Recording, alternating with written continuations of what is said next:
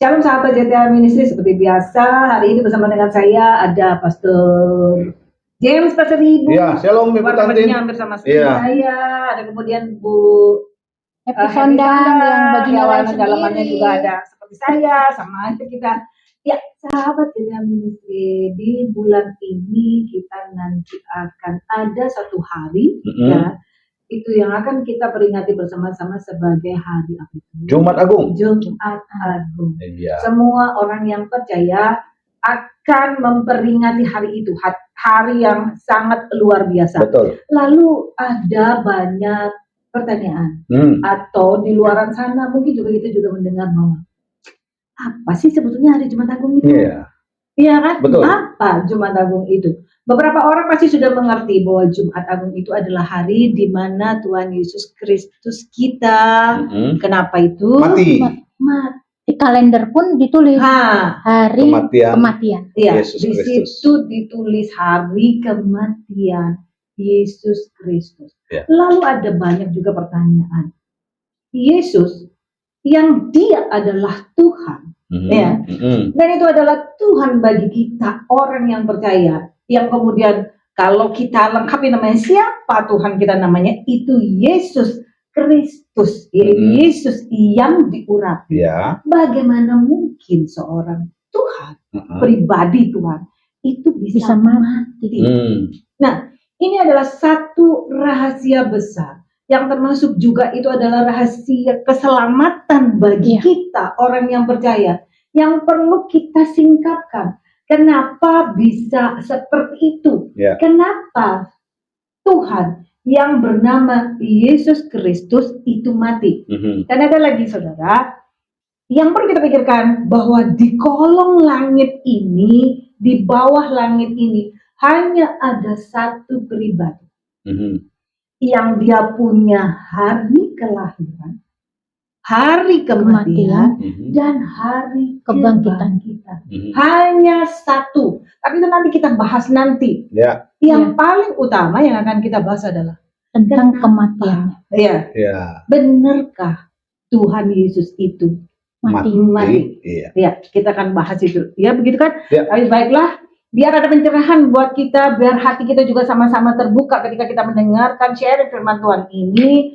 Mari kita bawa dulu dalam doa supaya firman yang akan kita sharingkan ini benar-benar ada dan tinggal diam di tanah yang subur. Sehingga Tuhan Yesus, sehingga Roh Kudus itu bisa membuat firman yang hidup itu akan terus hidup berkembang dan pemahaman kita makin hari makin tajam tentang pribadi seorang Yesus Kristus. Ya, Happy, silakan. Mari kita berdoa. Terima kasih Tuhan Yesus, Engkau baik, sangat baik, sungguh sangat baik. Amin. Kami bangga dan kami bersyukur mempunyai Tuhan seperti Engkau. Amin. Yang sebentar lagi Tuhan kami akan memperingati atas kematian-Mu. Kami percaya Tuhan bahwa kematian-Mu adalah benar-benar sudah dinubuatkan sejak zaman dahulu kala. Dan kematian-Mu itu kami imani karena kami percaya Engkau Tuhan yang memang harus menepati nubuat itu. Amin. Terima kasih Bapa. Saat ini Tuhan kami mohon biarlah Engkau memberikan hikmat marifat-Mu kepada kami bertiga. Terlebih lagi untuk Pastor James. Amin. Supaya kami boleh mengerti akan firman yang sebentar lagi akan kami sampaikan. Berkati Tuhan anak-anak-Mu, berkati setiap sahabat-sahabat JTH Ministry yang akan mendengarkan firman ini. Biarlah firman ini boleh kami tabur dan firman ini boleh benar-benar hidup dan boleh bertumbuh sehingga kami mengerti akan firman yang akan mati bangkit yang sebagai Tuhan dan Juru Selamat kami yang hidup. Terima kasih Tuhan, di dalam nama-Mu yang kudus, dalam nama Tuhan Yesus Hamasiah, kami mengucap syukur. Haleluya. Amin. Amin. Iya. Jadi tadi yang disampaikan oleh Ibu Tantin, begitu juga dengan doa yang dinaikkan oleh Ibu Happy, ini kita bicara tentang memang, iya, kok bisa sih Tuhannya orang Kristen mati? Kok bisa sih yang namanya pencipta langit dan bumi itu mati? Ya, jadi Tuhan kita kok mati? Tuhan kok mati? Jadi oleh karena itu coba kita buka ayatnya dari 1 Tesalonika 2 ayatnya. 1 Tesalonika 2 ayat yang ke-15. Ya. Oke. Bahkan orang-orang Yahudi itu telah membunuh Tuhan Yesus dan para nabi dan telah menganiaya kami. Apa yang berkenan kepada Tuhan tidak mereka pedulikan, dan semua manusia mereka musuh. Iya. Jadi di sini ada kata-kata Paulus mencatat itu bahwa orang Yahudi telah membunuh Tuhan Yesus. Bahkan ini disampaikan oleh orang yang hidup di zaman Tuhan Yesus ada, hadir di tengah-tengah dunia. Oleh karena itu para sahabat, ini akan panjang, tapi hari ini kita akan membahas dulu, kita nanti supaya lebih paham bahwa kenapa terjadi karya keselamatan itu. Kenapa harus dilakukan itu oleh Tuhan? Karena ini sudah dinubuatkan sejak zaman dulu ya. Sudah dinubuatkan. Ada satu hal para sahabat sekalian, itu semua karena manusia jatuh dalam dosa. Itu ada dalam Kejadian. Iya, tapi sebelum dia jatuh dalam dosa, kita harus tahu dulu bagaimana penciptaannya manusia itu. Oke, kita buka dalam Kejadian 1 ayat 26. Kejadian 1 ayat 26. Kejadian 1 ayat 26. Berfirmanlah Tuhan. Baiklah kita menjadikan manusia. Sebentar Bu Happy. Oke. Dikatakan begini. Baiklah apa? Kita huruf besar semua. Kita huruf besar semua. Kita jamak ya. Kalau ada kita, itu bukan berarti banyak orang, bukan. Tapi sering juga kita ngomong kan, kami menyampaikan ini, padahal dia sendiri yang ngomong, tapi kami mengucapkan terima kasih. Iya, padahal dia sendiri. Iya. Ini untuk menunjukkan apa? Karena memang ada sekte di luar daripada kekristenan yang tidak percaya tentang Tritunggal, bahwa Tuhan itu adanya satu, tapi dalam 3 pribadi, yang mana 3 pribadi ini sehakikat, sederajat, tidak bisa dipisahkan, tidak bisa dicerai-beraikan. Dia adalah satu kesatuan yang utuh. Sehingga kalau kita tidak bisa paham ini, kita menjadi percaya bahwa Tuhan itu satu bilangan. Ada yang percaya hanya kepada Yesus saja Tuhan, tapi ada juga yang percaya hanya Bapa Yahweh saja yang Tuhan. Kalau gitu firmannya, baiklah saya harusnya gitu kan. Saya menjadikan manusia. Iya. Jadi supaya lebih jelas ya para sahabat JTH, jangan sampai nanti bisa disesatkan oleh pengajaran-pengajaran yang lain yang tidak percaya dengan Trinitas. Ya silakan Bu Hek. Oke. Baiklah kita menjadikan manusia menurut gambar dan rupa kita. Supaya mereka berkuasa atas ikan-ikan di laut dan burung-burung di udara dan atas ternak dan atas seluruh bumi dan atas segala binatang melata yang merayap di bumi. Jadi Tuhan sudah kasih kita itu punya otoritas untuk mengatasi bumi dan segala isinya. Jadi kuasa itu ada pada kita. Itu waktu Tuhan mencipta, ingat kata-katanya, menciptakan. Iya. Jadi kalau kata-kata menciptakan para sahabat sekalian itu membuat sesuatu dari yang tidak ada bahannya. Tidak ada menjadi ada. Lalu supaya nanti kita paham, waktu Tuhan menciptakan, yang diciptakan siapa duluan Bu? Laki-laki atau perempuan? Laki-laki dan perempuan. Laki-laki dan perempuan artinya sama-sama. Coba ayatnya Bu. Maka Tuhan menciptakan manusia itu. Ayat 27 ya. Ayat 27. Maka Tuhan menciptakan manusia itu menurut gambarnya. Menurut gambar Tuhan diciptakannya dia.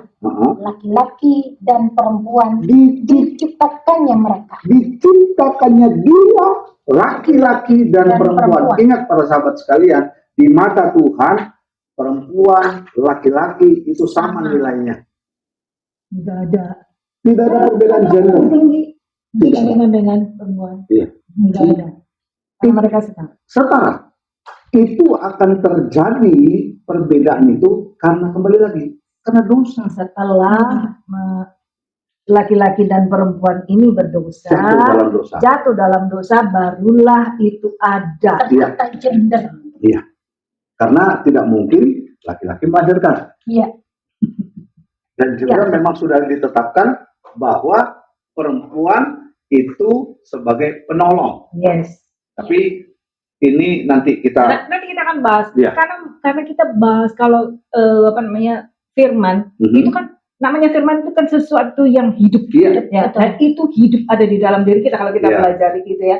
Dan semuanya itu akan membuat kita justru pemahaman kita kalau kita dibukakan oleh Roh Kudus, itu pemahaman kita tentang firman itu akan benar-benar hidup. Tapi kalau kita memahaminya cuma separuh atau sepenggal-sepenggal, menjadi bagian dan penggalan-penggalan, dan itu tidak akan pernah membuat kita bisa hidup, dan firman itu bisa hidup di dalam diri kita.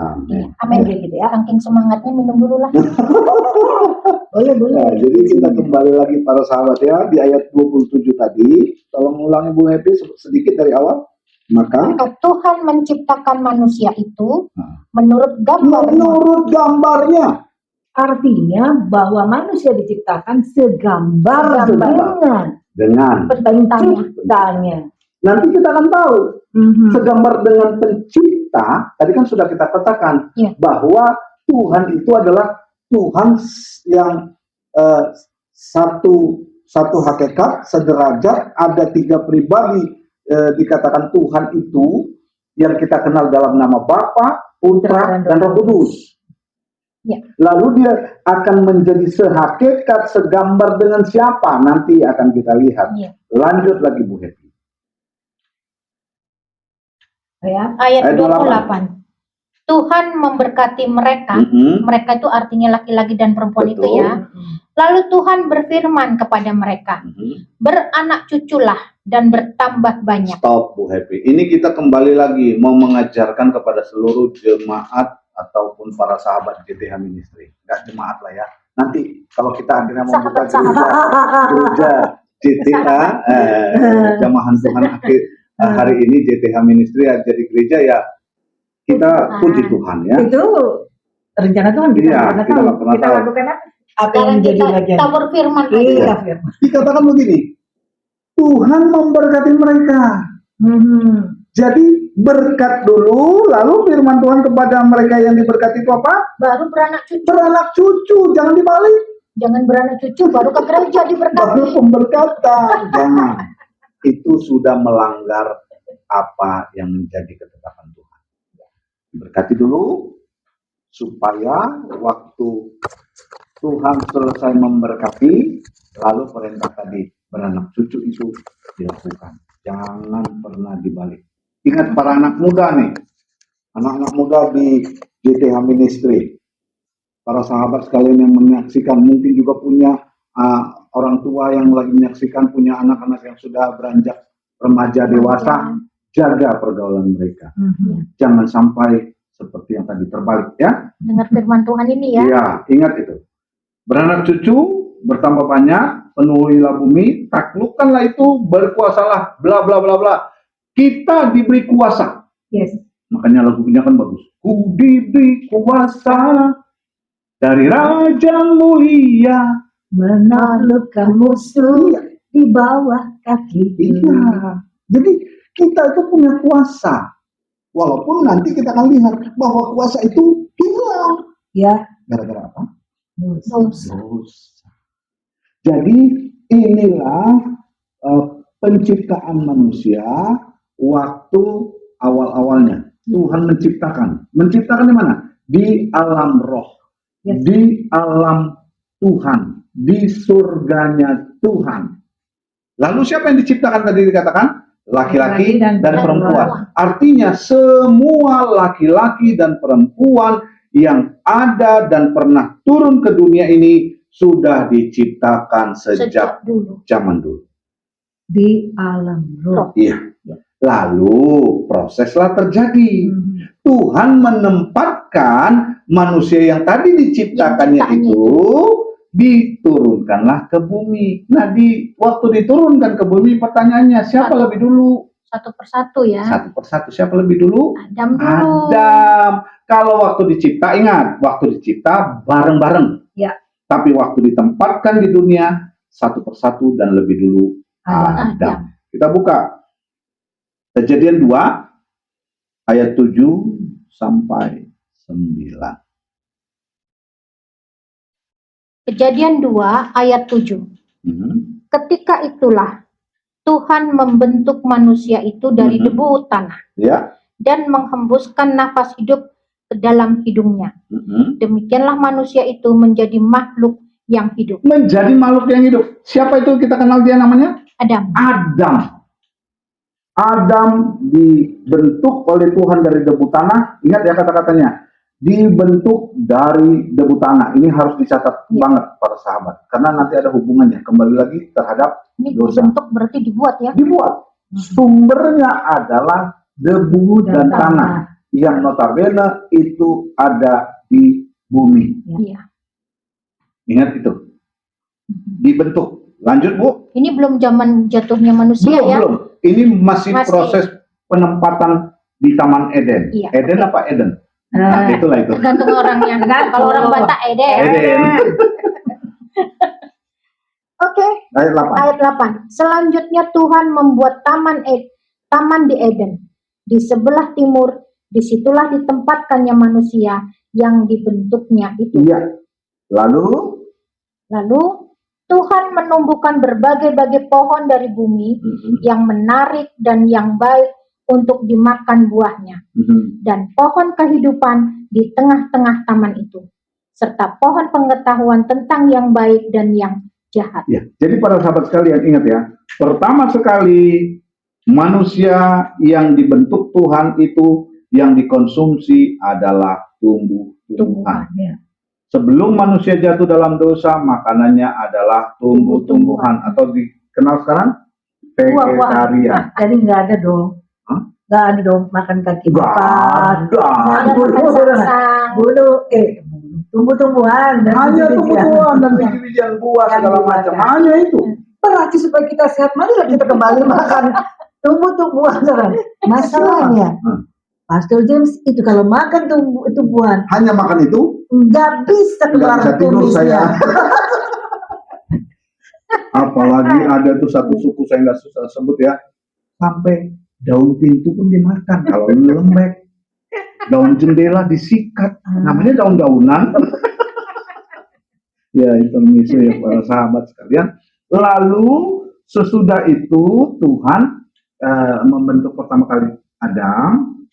Lalu Tuhan lihat, dikatakan tidak baik kalau manusia itu seorang diri saja.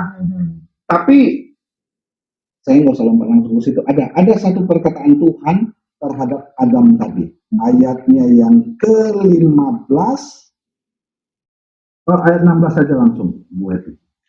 Ayat 16. Lalu Tuhan memberi perintah ini kepada manusia. Pada Adam. Ya, kepada Adam.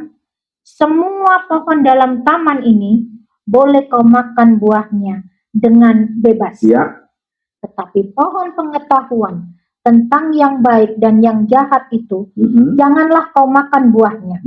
Sebab pada hari engkau memakannya. Catat kembali lagi nih para sahabat JTA Ministry. Pada hari engkau memakannya, ya, pastilah engkau mati. Pada hari engkau memakannya, pasti kata Tuhan engkau mati. Ini kita catat sangat sangat penting ini, supaya nanti Tuhan ngomongnya ternyata sabdanya nggak tepat. Nanti kita akan buktikan bahwa tidak pernah firman Tuhan itu meleset dan tidak pernah Tuhan itu tidak menepati janji. Ya. Lalu ayat 18. Ayat 18, Tuhan berfirman, tidak baik kalau manusia itu seorang diri saja. Aku akan menjadikan penolong baginya yang sepadan dengan dia. Nah, Bu Happy di sini tadi, waktu tadi Tuhan menciptakan manusia, Tuhan kan memberkati. Oke. Ya. Lalu perintahnya beranak cucu dan penuhilah bumi. waktu Tuhan menempatkan si Adam di Taman Eden atau di bumi itu, tentu tidak bisa apa yang Tuhan tadi sudah nubuatkan, sudah Tuhan perintahkan Untuk beranak cucu. Gimana caranya si Adam bisa beranak Sendirian. cucu sendirian? Apa itu istilahnya? Hermafrodit atau apa? Yang bisa? Nggak mungkin.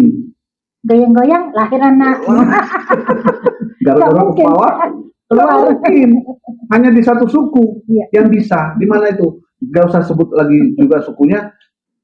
Dari batang bambu meletus lalu keluarlah anak. Jadi memang luar biasa. Cerita ya. Cerita itulah hikayat. Tapi ini bicara firman Ini Tuhan. firman Tuhan dikatakan bahwa tidak baik Kalau manusia itu. kalau manusia itu seorang diri saja, karena janji firman Tuhan nggak bisa tergenapi untuk beranak cucu. Cuma sayangnya Adam mengambil langkah. Ini yang sering juga manusia sering salah menangkap apa yang Tuhan mau. Lalu Tuhan bawa bentuk binatang-binatang. Ayat 19 bilang apa, Bu? Lalu Tuhan membentuk dari tanah segala binatang hutan dan segala burung di udara. Dibawanyalah semuanya kepada manusia itu untuk melihat bagaimana ia menamainya, bukan supaya si Adam tuh punya keturunan dari binatang. Bukan sepadan itu namanya. Tidak sepadan. Kalau burung sama burung. Manusia. Iya. Tapi dilanjutkan apa? Bagaimana ia menamainya dan seperti nama yang diberikan manusia itu kepada tiap-tiap makhluk hidup, demikianlah nanti nama makhluk hidup. Lanjut. Ayat 20. Manusia itu memberi nama kepada segala ternak, kepada burung-burung di udara, dan kepada segala binatang hutan. Tetapi baginya sendiri, ia tidak menjumpai penolong yang sepadan dengan dia. Dia salah. Dia pikir Tuhan waktu bawa itu, oh ini berarti untuk menolong yang sepadan. Enggak, Tuhan tidak pernah merancangkan itu. Tapi Adam salah menangkap apa yang diberi. Seringkali yang diberikan itu justru kita bikin untuk melawan Tuhan. Harusnya mempermuliakan Tuhan. Harusnya kita mengikuti maunya Tuhan. Kita ikuti mau kita sendiri. Keinginan kita sendiri. Jadi para sahabat sekalian, hari ini kita belajar. Ini cukup panjang. Ini satu sesi dulu. Nanti kita stop sampai di sini. Bahwa inilah bagaimana penciptaan manusia. Nanti kita akan menuju kepada bagaimana Tuhan mati itu. Tapi tangkap dulu. Supaya kita paham ya. Kenapa Tuhan harus mati. Kenapa Tuhan itu mati. Kenapa yang namanya Yesua itu sudah dilahirkan tapi terus harus mati. Nah itu semuanya kita harus belajar dari pertama. Tapi dari tadi yang kita baca ada pelajaran-pelajaran penting. Ada catatan-catatan penting yang para sahabat harus rekam. Karena nanti di pertemuan selanjutnya akan kita sambungkan tentang apa yang tadi sangat-sangat penting tadi. Kiranya apa yang kita sampaikan hari ini menjadi berkat. Tetap setia dan tetap ikuti JTH Ministry, subscribe, jangan lupa tekan loncengnya, dan juga kalau ada yang mau ditanya, silakan kirimkan komentar, bertanya. Ya paling bagusnya kalau bisa ketemu lebih enak. Kita diskusi. Kemudian juga kalau memang merasa terberkati dengan apa yang kita sampaikan, itu bisa di-sharekan juga ke yang lain. Saudara-saudara yang lain. Setidaknya begini, ketika kita, oh ya aku diberkati dengan firman itu. Apa sih sebetulnya yang bisa kita lakukan? Kalaupun kita tidak bisa berbicara, mungkin seperti itu. Tapi bagikan sajalah ini kepada orang lain. Sehingga, orang lain pun diberkati. Padahal sebetulnya siapa yang memberkati? Anda yang membagikan itu, berarti Anda yang memberkati orang itu. Saya rasa seperti itu tadi sudah disampaikan oleh Pastor James. Jadi ini adalah pembukaan untuk seperti Tuhan yang juga Tuhan itu sistematis. Iya. Tuhan itu disiplin. Segala macam kebaikan-kebaikan itu pasti ada. Makanya kita juga mengarahkan, artinya bahwa kita akan berbicara kenapa atau bagaimana kok bisa yang namanya Tuhan Yesus itu mati. Rentetannya itu sudah kita sampaikan tadi, saya tidak akan ulangi lagi. Tapi biar supaya sahabat JTH Ministry tidak tertinggal, ikutin karena ini merupakan serial seperti yang sudah kita serial yang seru ya Bu Tanti ya. Serial Masa kita bicara waktu tentang kematian Tuhan, tapi kita ternyata banyak belajar bahwa ternyata manusia itu harus beranak cucu, itu harus diberkati dulu. Waktu diciptakan ternyata bareng-bareng. Dan banyak ilmu yang didapat dari firman Tuhan ya.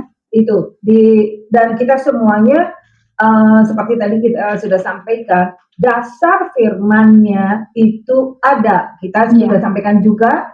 Nanti juga Anda juga bisa lihat semuanya firman Tuhan yang ada di dalam skrip yang akan Anda lihat juga di YouTube. Saya rasa itu ya. Baik. Ini pengantarnya. Tapi ini sesuatu yang menarik. Jadi ikutin berikutnya. Kenapa Tuhan Yesus itu harus mati? Harus mati atau bisa mati?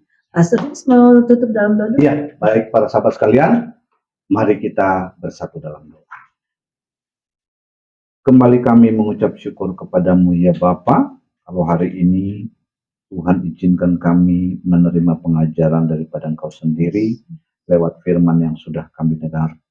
Bapa yang baik, setiap poin-poin yang sudah disampaikan, biar kiranya itu melekat dalam hati dan pikiran para sahabat sekalian, sehingga itu akan mereka ingat kembali pada sesi selanjutnya, supaya semakin mengerti dan semakin memahami bagaimana step-stepnya sampai akhirnya Tuhan pencipta langit dan bumi itu harus datang ke dunia, mengorbankan dirinya, naik di atas kayu salib, mati, mencurahkan darahnya.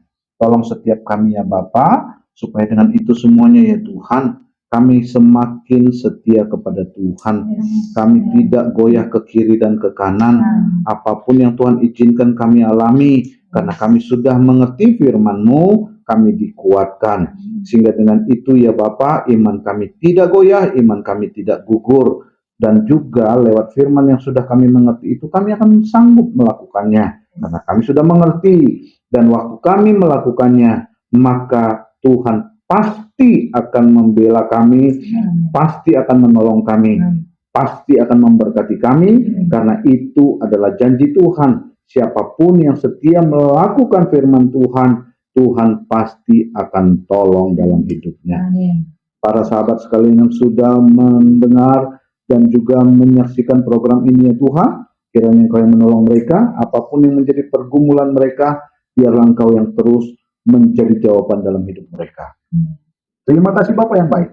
Persekutukan kembali kami dalam program lanjutannya, supaya kami semakin diberkati oleh Tuhan dan semakin mengerti akan firman. Dalam nama Bapa, Putra, dan Roh Kudus, itu dalam nama Tuhan Yesus Kristus, kami mengucap syukur. Haleluya. Amin. Oke, shalom. Sampai ketemu lagi di sesi berikutnya. Tuhan Yesus memberkati. Memberkati. Shalom.